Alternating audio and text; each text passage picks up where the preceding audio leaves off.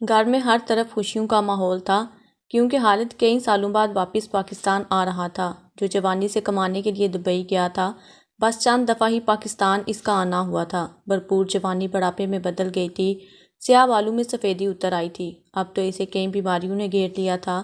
یہ پاکستان سے دبئی گیا تھا تو بچے چھوٹے چھوٹے تھے، بیوی جوان تھی۔ کہنے لگی، خالد یہیں کوئی کام ڈھونڈ لو، میں کیسے تمہارے بغیر 10 سال گزاروں گی۔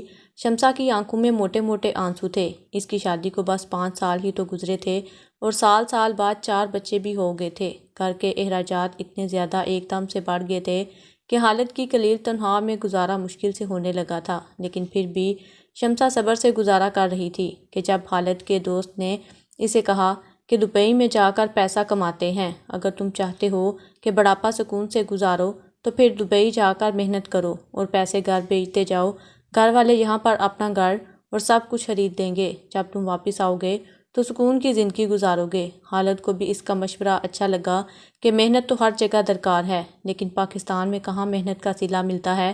بیرون ملک جاؤں گا تو جی جان سے محنت کر کے اپنے بچوں کو اچھی تعلیم اور سہولیات دے سکتا ہوں۔ یہ بات جب اس نے شمسا سے کی تو وہ اسے غور سے دیکھنے لگی، کہنے لگی کہ کیا جانا ضروری ہے، ہم ایسے ہی گزارا کر تو رہے ہیں، میں نے تو کبھی آپ سے شکایت نہیں کی۔ خالد کہنے لگا، شمسا بچوں کے بارے میں سوچو، اچھی تعلیم حاصل کریں گے، ان کا مستقبل سنور جائے گا، پھر ان کے لیے ہی تو جا رہا ہوں۔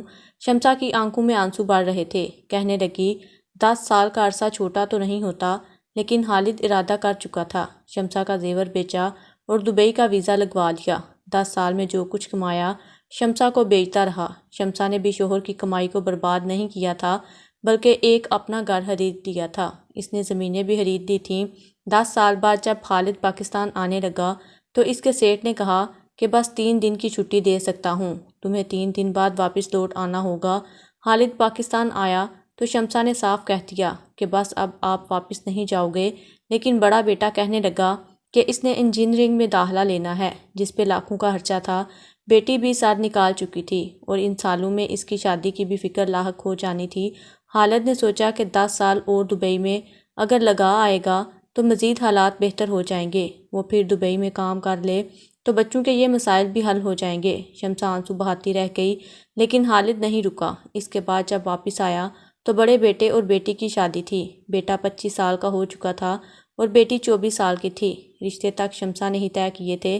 کافی بیمار رہنے لگی تھی۔ شادی پر خالد نے ٹھیک ٹھاک خرچہ کیا تھا۔ بڑے بیٹے نے کہا کہ ابا اب میں نے بھی کاروبار کرنا ہے، بہت ہاتھ پاؤں مار چکا ہوں مگر نوکری نہیں مل رہی۔ وہ کہنے لگا، تجھے فکر کرنے کی ضرورت نہیں ہے، جب میں ہوں تو کیوں پریشان ہوتا ہے۔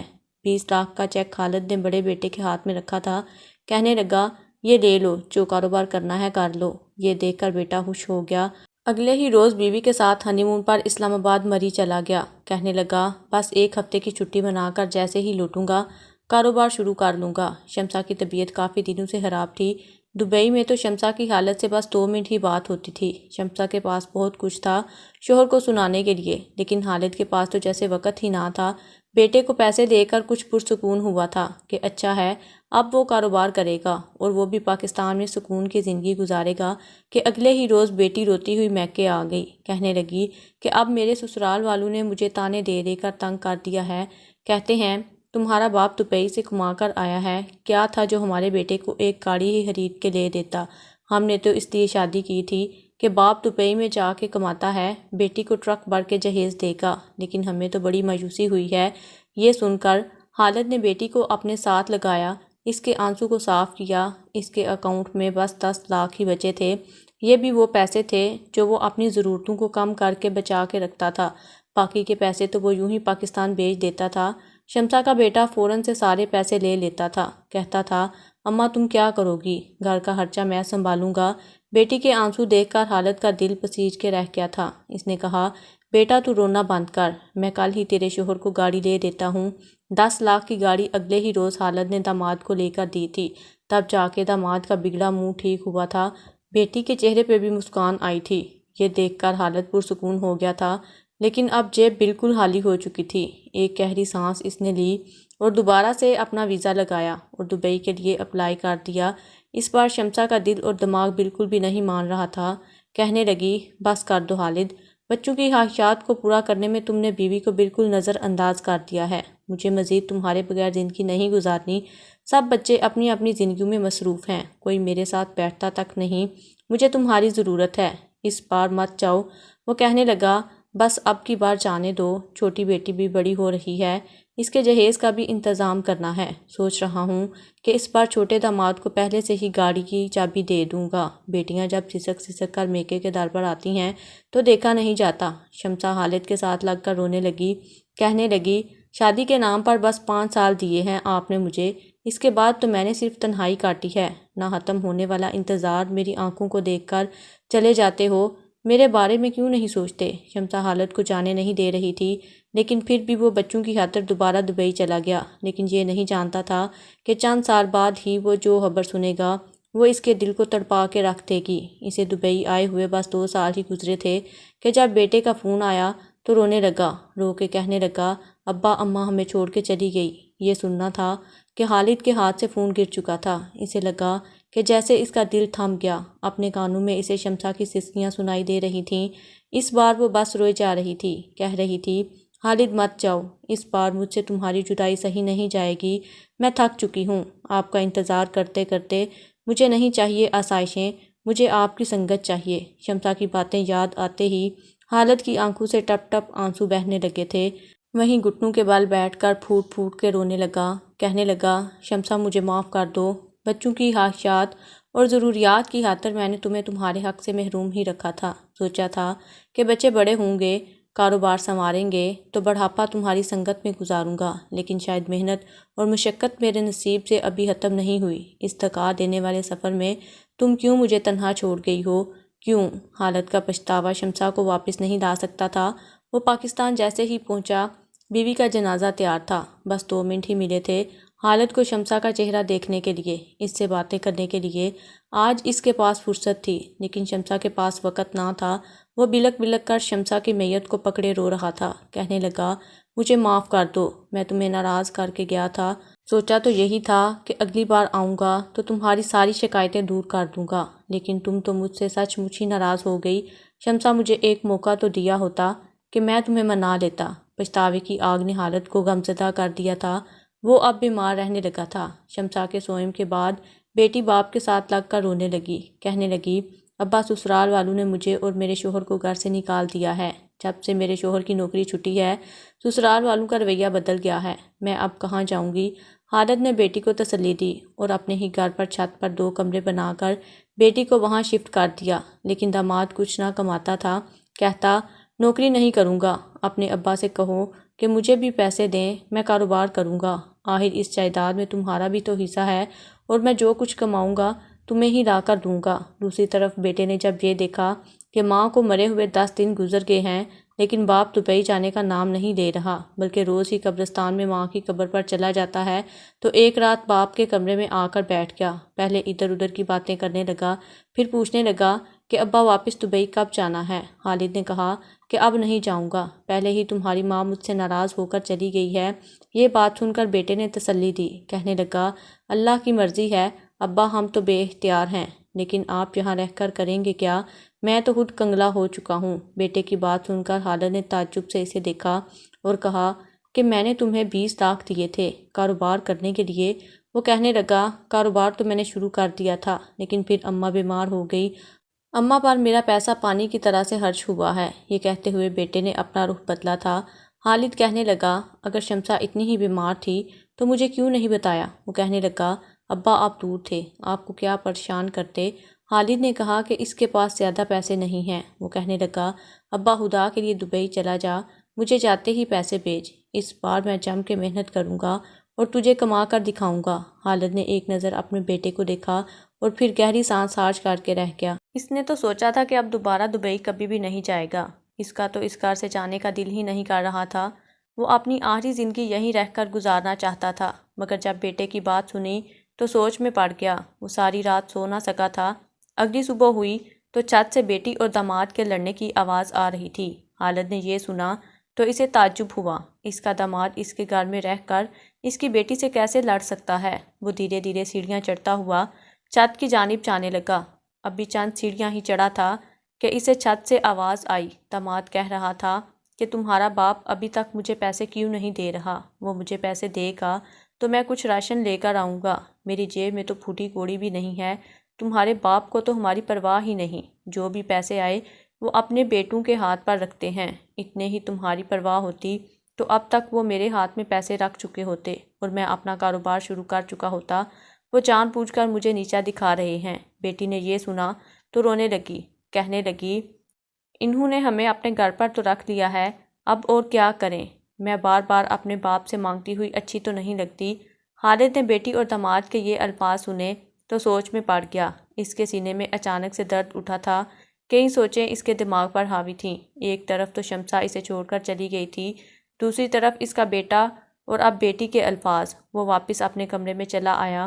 اس نے ناشتہ بھی نہیں کیا تھا۔ گہری سانس آج کرتا رہا اور کتنی ہی دیر یوں ہی چھت کو دیکھتا رہا۔ چند گھنٹوں بعد کمرے سے باہر نکلا تو کہنے لگا کہ میں پرسوں رات کو واپس دبئی جا رہا ہوں۔ بیٹوں نے جب یہ سنا تو ان کی خوشی کی کوئی انتہا نہ رہی۔ وہ خوش تھے کہ باپ ایک بار پھر کمانے والی مشین بن جائے گا اور ماہانہ لاکھوں روپے ان کے اکاؤنٹ میں آتے رہیں گے۔ کوئی بھی اپنے باپ کی خراب صحت کو نہیں دیکھ رہا تھا، سب کو پیسوں سے ہی مطلب تھا۔ خالد تو بس ترستی نگاہوں سے اپنے بچوں کو دیکھتا رہ گیا۔ اس کی تو یہ حسرت ہی رہ گئی تھی کہ اس کے بچے اس کے ساتھ محبت سے پیش آتے۔ پرسوں رات کو بیٹے خود انہیں ایئرپورٹ پر چھوڑنے گئے اور یہی کہا کہ ابا پہلی تنہا ہی پاکستان بھیجنا تاکہ میں اپنا کاروبار شروع کر سکوں۔ سب کو ہی پیسوں کی لالچ تھی، کوئی بھی بیمار باپ کے چہرے کو نہیں دیکھ رہا تھا۔ اس بار جب خالد باہر گیا تو خوب محنت مزدوری کرنے لگا۔ وہ پہلے سے بھی زیادہ ڈبل کام کر رہا تھا۔ اس کا کہنا تھا کہ اس بار ایک ہی دفعہ ساری محنت کر کے پاکستان چلا جاؤں گا اور دوبارہ یہاں واپس نہیں آؤں گا۔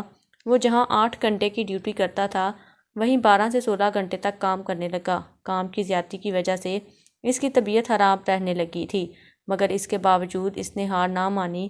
ہر مہینے لاکھوں روپے پاکستان بھیجتا رہا اور کہتا کہ یہ پیسے جمع کرو اور اپنا کاروبار شروع کرو۔ چند ہی سالوں بعد میں واپس پاکستان آ جاؤں گا اور پھر وہیں رہوں گا۔ وہ جب بھی پاکستان آنے کی سوچتا تو بیٹے کوئی نہ کوئی فرمائش کر دیتے، کہتے کبھی فلاں چیز کی ضرورت ہے تو کبھی کہتے ہمارا کاروبار میں اتنا نقصان ہو چکا ہے، کبھی کیا تو کبھی کیا۔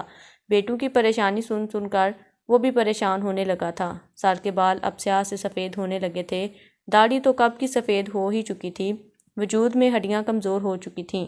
اگر بیٹھ جاتا تو اٹھنا مشکل تھا، اگر اٹھ جاتا تو بیٹھتے ہوئے شدید درد ہوا کرتا، مگر اس کے باوجود وہ خدا کا نام لے کر دبئی میں محنت مزدوریاں کرتا رہا تاکہ اس کے بچوں کی مشکلات آسان ہو سکیں۔ زندگی کے 42 سال اس نے دبئی کی نظر کر دیے تھے، محنت مزدوری کی نظر کر دیے تھے، یا پھر اپنے بچوں کو آرام و آسائش پہنچانے کی نظر کر دیے تھے۔ اس نے تو یہاں پر سوکھی روٹی اور باسی دال ہی لے کر کھائی تھی۔ وہ پیسے بچانے کی ہی کوشش کیا کرتا تھا۔ مہینے بعد اگر اس کا بہت دل کرتا تو وہ کبھی کبھار ہوٹل پر جا کر بریانی یا قورمہ منگوا کر کھا لیا کرتا، ورنہ اس نے تو ناشتے کے وقت کبھی ہوٹل سے پراٹھے کا آرڈر بھی نہ کیا تھا، جبکہ وہیں پاکستان میں اس کے بچے خوب عیش و عشرت کی زندگی گزار رہے تھے۔ وہ بوڑھا ہو چکا تھا، اب پہلے کی طرح کام کاج نہ کر سکتا تھا، اس لیے جس باس کے ہاں کام کیا کرتا تھا اس نے اب خالد کو ریٹائر کرنے کا فیصلہ کر لیا۔ وہ اب خالد سے زیادہ کام نہ لیتا تھا۔ ایک روز اسے اپنے پاس بلایا اور ایک چھوٹی سی تقریب منعقد کی، کیونکہ پچھلے 42 سال سے وہ اسی کے ہاں کام کر رہا تھا اور اب اس کا کاروبار اس کے بیٹے سنبھالنے لگے تھے۔ وہ وہاں آیا اور ایک 50 لاکھ کا چیک اس نے خالد کے ہاتھ پر رکھا اور بولا کہ یہ میری طرف سے تمہارے لیے ایک چھوٹا سا تحفہ ہے، تم یہ چیک لے جاؤ اور اپنا حج عمرہ کر کے گھر میں بیوی بچوں کے ساتھ خوشی سے زندگی گزارو۔ خالد نے جب یہ دیکھا تو اس کی آنکھوں میں آنسو آ گئے۔ وہ ریٹائر ہو رہا تھا، اس نے ایک دفعہ اپنے وجود کو دیکھا اور پھر اس چیک کو، اور بے ساختہ اسے شمسا یاد آئی تھی۔ کاش وہ آج زندہ ہوتی تو وہ اسے خوشی سے بتا سکتا کہ وہ واپس پاکستان ہمیشہ ہمیشہ کے لیے آ رہا ہے۔ اس کے تو بچے اسے فون ہی ہفتوں کے بعد کیا کرتے تھے، وہ بھی 1-2 منٹ بات کرنے کے بعد چلے جایا کرتے۔ اس نے خوشی سے اپنے بچوں کو فون کیا مگر کسی نے بھی کال نہ اٹھائی۔ وہ بتانا چاہتا تھا کہ وہ واپس پاکستان آ رہا ہے، مگر جب کسی نے فون نہ اٹھایا تو اس نے خود ہی پاکستان جا کر سرپرائز دینے کا فیصلہ کیا۔ وہ اپنا سارا سامان سمیٹ کر واپس پاکستان چلا آیا۔ جب ایئرپورٹ پر پہنچا تو اپنے بچوں کو فون کر کے بتایا کہ وہ پاکستان آ گیا ہے، اس کی نوکری مکمل ہو چکی ہے۔ سبھی بہت خوش تھے۔ بیٹے اور بیٹیاں سب ہی گھر میں جمع ہو چکی تھیں۔ سب نے مختلف اقسام کے کھانے بنائے اور خالد کا انتظار کر رہے تھے۔ دونوں بیٹے گئے اور خالد کو لے کر گھر آئے۔ گھر آتے ہی جب خالد نے اپنی بیٹیوں کو، اپنے نواسے اور پوتے پوتیوں کو دیکھا تو اس کے چہرے پر مسکراہٹ پھیل گئی۔ کمی تھی تو بس شمسا کی۔ بے ساختہ خالد کی آنکھوں میں آنسو آ چکے تھے۔ کاش آج شمسا بھی یہاں پر موجود ہوتی۔ بڑی بیٹی تو اپنے گھر میں خوش تھی، اس روز وہاں رہی اور پھر رات کا کھانا کھا کر اپنے شوہر اور بچوں کے ساتھ واپس گھر چلی گئی۔ چھوٹی بیٹی کا شوہر تو وہیں پر ایک چھوٹا سا کاروبار شروع کر چکا تھا اور کمانے لگا۔ بیٹی نے باپ کی خوب خدمت کی، اس سے باتیں کرتی رہی، جبکہ دونوں بیٹوں نے بھی کوئی کسر نہ چھوڑی تھی۔ ان کے دل میں یہی تھا کہ باپ اب جو بھی جمع پونجی لایا ہوگا وہ ان دونوں میں سے کسی ایک کو دے دے۔ دونوں میں سے ہر ایک کی یہی کوشش تھی کہ زیادہ حصہ ان کے حصے میں آئے۔ خالد نے جب بیٹوں کی خدمت دیکھی تو انہیں دعائیں دینے لگ گئے۔ وہ پرسکون تھے۔ 2-3 دن خوب آرام کیا اور ڈاکٹر کے پاس جا کر دوا لی تاکہ اپنی ہڈیوں کو ذرا مضبوط کر سکیں، کیونکہ ان کے لیے تو اب دھیرے دھیرے اٹھنا تک محال ہوتا چلا جا رہا تھا۔ جب صحت کچھ بحال ہوئی تو بڑے بیٹے سے کہنے لگے کہ بیٹا تم کہاں کاروبار کرتے ہو، ذرا مجھے دکھاؤ تو صحیح۔ بیٹے نے جب یہ سنا تو فوراً ہڑبڑا گیا اور ادھر ادھر کی باتیں کرنے لگا۔ جب بھی خالد کاروبار کی بات کرتا تو وہ فوراً بات کو ٹال دیتا۔ خالد کو دال میں کچھ کالا لگنے لگا۔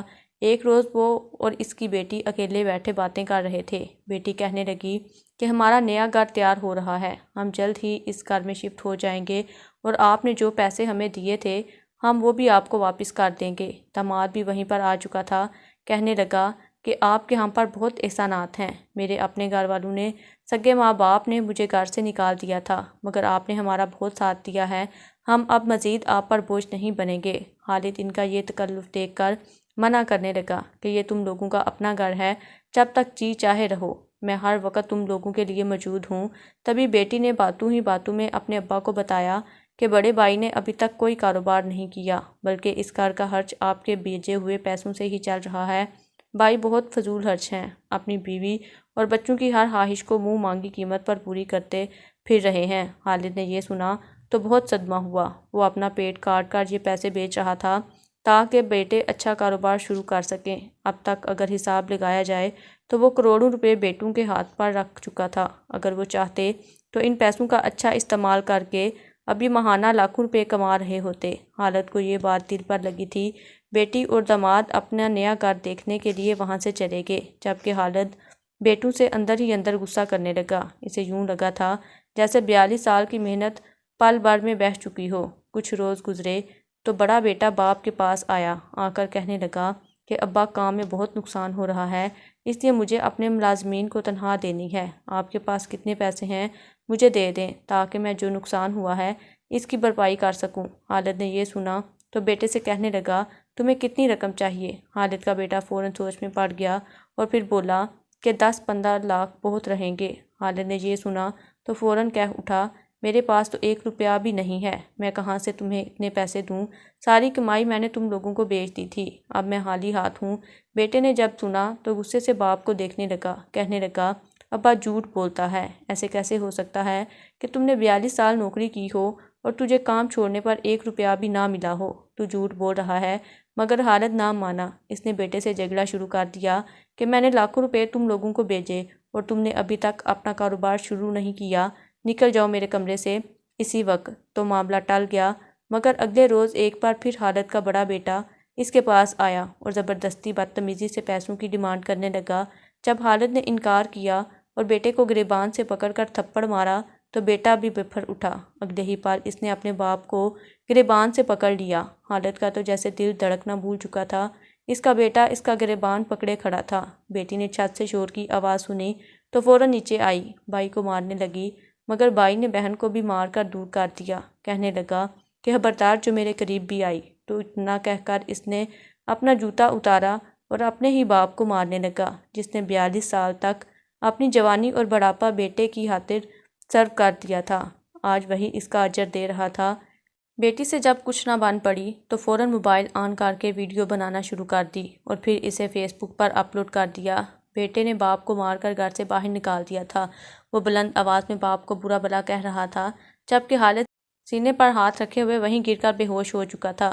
بیٹی باپ کے پاس پہنچی اور انہیں اٹھانے لگی۔ چھوٹے بیٹے سے کہنے لگی کہ جاؤ نانا کے لیے پانی لے کر آؤ، مگر خالد کے بڑے بیٹے نے اس کا اندر آنا بند کر دیا۔ کہنے لگا کوئی ایک گھونٹ پانی بھی اس کے حلق سے نیچے نہیں اتارے گا، مرتا ہے تو مرنے دو، کنگال باپ کہیں کا۔ ابھی وہ ایسا کر ہی رہا تھا کہ آدھے گھنٹے کے بعد ان کے گھر کے باہر لوگوں کا مجمع اکٹھا ہو چکا تھا۔ وہاں پر پولیس اور کچھ ادارے سے لوگ موجود تھے۔